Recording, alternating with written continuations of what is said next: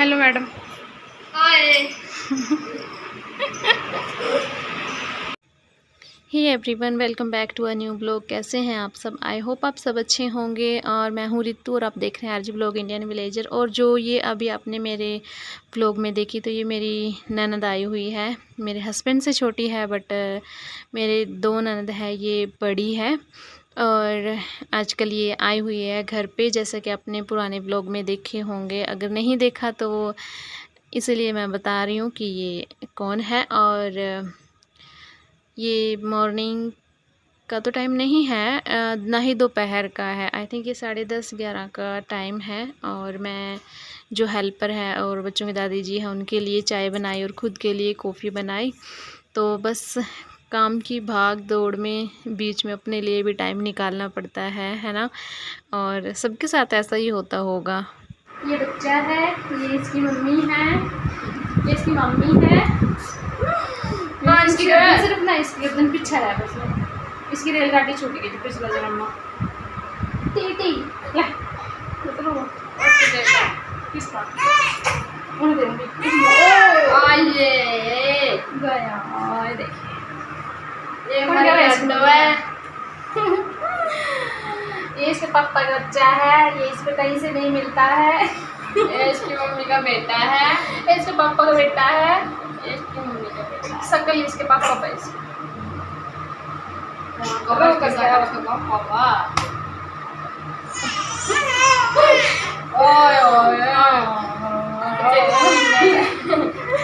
देखिए सो जी, दोपहर का टाइम है, दोपहर 1 बजने वाला है। खाना वाना काम सब कंप्लीट कर लिया है। और पर्व के, जैसे कि आपको पता है, बच्चों के पेपर चले हुए हैं, तो पर्व के एग्ज़ाम की तैयारी करवाऊंगी और साथ ही साथ अपना काम भी करूंगी।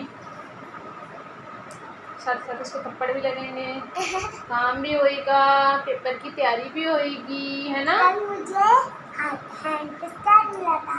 हाँ, कल इसको हैंड पे स्टार मिला था इधर। ठीक है, अब याद कर लो। ठीक है जी, मिलते हैं शाम को, और तब तक के लिए bye bye.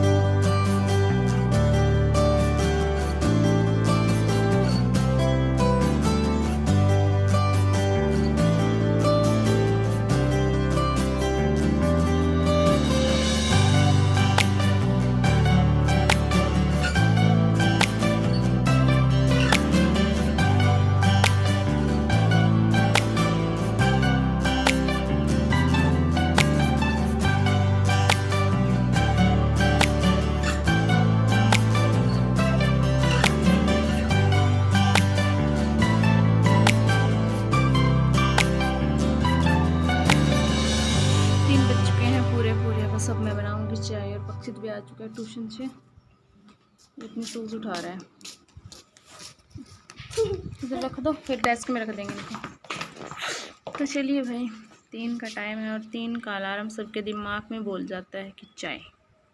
Not me, popcorn. और इनके लिए बनाऊंगी पॉपकॉर्न। ये थाली उठा ले बेटा, और जो इसमें रोटी बची है ना, वो भैंस को डाल दें। तो चलिए,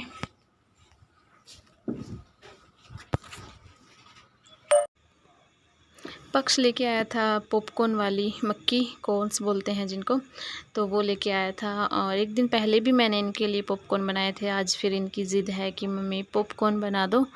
तो बस औरों के लिए बनेगी चाय और इनके लिए बनेंगे पॉपकॉर्न। वैसे तो मतलब खाना वाना इन्होंने नहीं खाया, स्कूल से आने के बाद ये कभी खा लेते हैं, कभी नहीं खाते हैं। और जिस दिन मैं इनके लिए खाना लेके रखती हूँ रूम में कि आके खाना खा लेंगे, उस दिन तो ये बिल्कुल भी नहीं खाते। और अगर जिस दिन मैं नहीं रखती उस दिन फिर ये आके नीचे बोलते हैं हमें खाना दे दो, खाना दे दो। बच्चों की ये पता नहीं क्या आदत होती है, मुझे ना कभी-कभी समझ नहीं आता कि ये इनको हो क्या जाता है। जब इनके लिए कुछ करो तो इनको नहीं चाहिए, पर जब नहीं करो तो पता नहीं। और यहाँ पे वीडियो मुझे समझ नहीं आ रहा था कि एकदम ऐसे मतलब सनलाइट ऐसे आ रही थी, जा रही थी जैसे, और ऐसे वाइट हो रहा एकदम से, मतलब कितना वाइट हो जाता है, फिर से ब्लरी सा हो जाता है। पता नहीं क्या हो रहा था, ये मुझे भी नहीं पता था। पता नहीं मेरे फ़ोन को ही कुछ गड़बड़ होने वाली है, तो ऐसा ना करें भगवान, क्योंकि अभी तो फ़ोन ख़राब हो गया तो मतलब मेरे लिए इतने पहाड़ जैसी दिक्कत खड़ी हो जाएगी, है ना। तो ऐसा ना हो यही प्रेयर करूँगी। और ये देखिए पॉपकॉर्न की जो मक्की है, जो कॉर्न्स है, ये मैंने इस कंटेनर में डाल दिए थे, क्योंकि आजकल ना जो ये मौसम है थोड़ा चिपचिपा सा, और बरसात हो रही है, उमस भी हो रही है, हवाएं भी चल रही हैं, तो इनमें ना कीड़े बहुत होने लग गए हैं। हर एक चीज़ में मतलब कीड़े छोटे छोटे, और मतलब ख़राब होने लगती है हर एक चीज़। तो मैंने इसको इस कांच के कंटेनर में कॉफ़ी का था जो, इसमें डाल दिए थे। और कुछ बस इनमें से अब बना दूँगी, कुछ बच जाएंगे। और अगर कच्चे मिले तो मैं कच्चे पॉपकॉर्न्स होते हैं, जो कॉर्न्स होते हैं, उनको ज़रूर रखूँगी थोड़ा सा संभाल के, क्योंकि पास्ता वगैरह में बहुत काम आते हैं। तो मेरा है प्लान कि मैं कॉर्न्स और कैप्सिकम डाल के पास्ता बनाऊँ, काफ़ी मन है मेरा। और अगर हो सका तो मैं पिज़्ज़ा वगैरह भी ट्राई करूँगी, क्योंकि अगर बेस मिला मुझे तो मैं उससे बनाऊँगी, अगर नहीं मिला तो बेस भी बनाना पड़ेगा।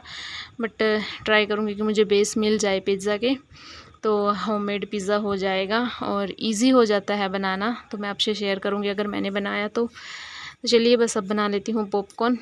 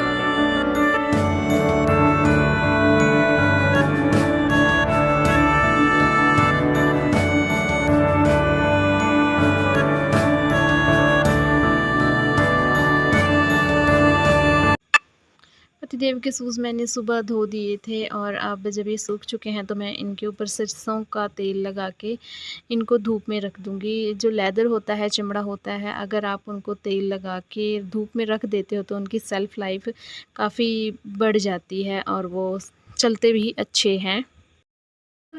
5 बज चुके हैं और अब बस मैं करेले बनाऊँगी। काट लिए मैंने करेले, मुझे टाइम ज़्यादा इसलिए लग गया क्योंकि वो बिल्कुल ख़राब थे।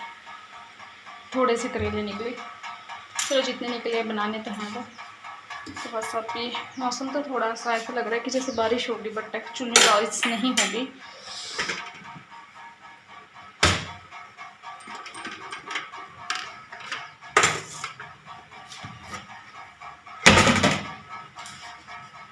चलिए